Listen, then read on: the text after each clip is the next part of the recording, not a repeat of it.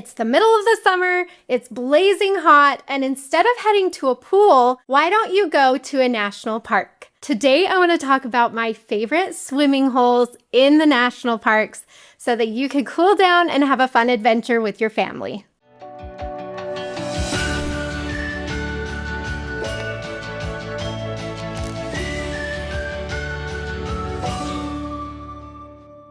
My name is Ash. I'm a former park ranger and the founder of dirtinmyshoes. And anywhere where there is water, you will find me. I love seeking out swimming holes of all kinds in the national parks, especially because I'm obsessed with the national parks. So let's jump in. I want to share with you some of our family favorite places to go swimming in the national parks. Okay, I'm starting with probably my favorite one. This is one we look forward to every single time we go to this national park. So, favorite swimming hole number 1 is Lake Crescent in Olympic National Park, Washington. This lake is beautiful. It's so clear, but it's cold. It's very cold. Every time we've been here, it's been cold. So I don't think it really warms up very much. But we love the jumping dock at the Lake Crescent Lodge. This is such a family fun activity for us. We all jump in. We enjoy the beautiful mountain views, the clear water, and just enjoy spending some time in beautiful Lake Crescent. We jump off this dock until our lips are blue and we can't feel our extremities. So be prepared for a slightly cold experience, but it's so much fun. If you don't want to jump off the dock or you don't want to swim in the water, you can bring kayaks and enjoy the water from there. It's just a beautiful place to spend an afternoon. Favorite swimming spot number 2 is String Lake in Grand Teton National Park, Wyoming. I have grown up visiting this lake. I love String Lake. It is so beautiful. You're in the shadow of the Tetons, just surrounded by beautiful, beautiful views. Now, what's unique about String Lake is though it can get deep in some areas, for a lot of the lake, it's only a few feet deep.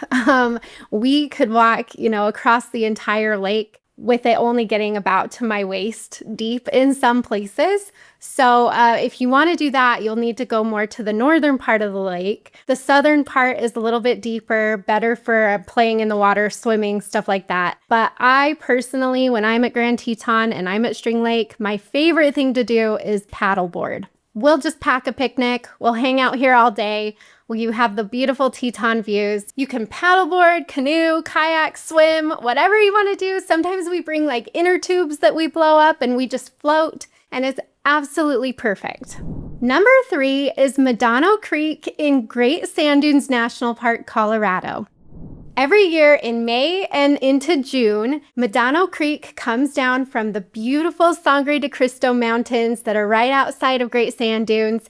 And the water comes down and it flows through the sand. And so you have your very own beach in Colorado. This is such a fun swimming spot. Maybe not so much swimming depending on the water levels, but definitely running through the water, making sand castles in the sand, whatever you want to do here. It is just absolutely fun and it will bring out your inner child. You can run through the water. If the water levels are high enough, sometimes people float on inner tubes down the creek. But it is such a unique phenomenon that happens here, and it's one of our favorite places to swim in any national park. I bet you don't have this one on your list, but number 4 is the Smith River in Redwood National and State Parks. So this is one that when we first visited the Redwoods, I was like, oh, that would be so cool because this river goes through beautiful redwood forests. So you have the redwoods towering on both sides of you from the river. And then I found out that they actually run ranger-led kayak tours along the Smith River that you can sign up for, and you can go with a ranger and you can float down this river. We didn't actually do the ranger tour. We ended up booking a guide down the river, and they said, oh, it's gentle, 1 to 2 class rapids and whatnot. And I still managed to run into some rocks and some trees as we were floating down this river. But I have to say, it's one of the coolest experiences I've ever had in a national park. It was so beautiful to just go down this beautiful crystal clear river surrounded by the big massive redwood trees. So add this one to your list because floating the Smith River is one of the coolest ways to see the redwoods. And number 5 is another fun floating experience, and that is the Merced River in Yosemite National Park, California.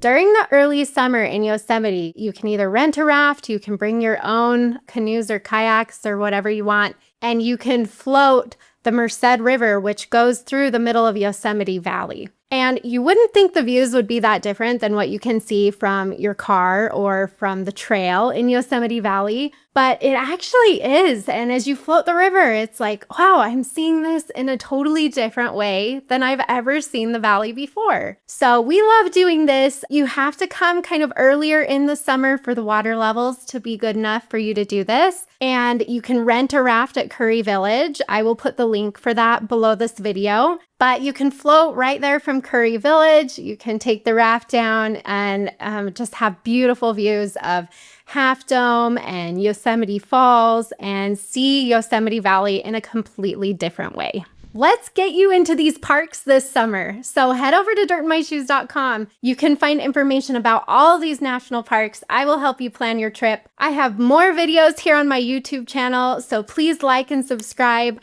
I'm so excited for you to get your feet wet in the national parks this summer.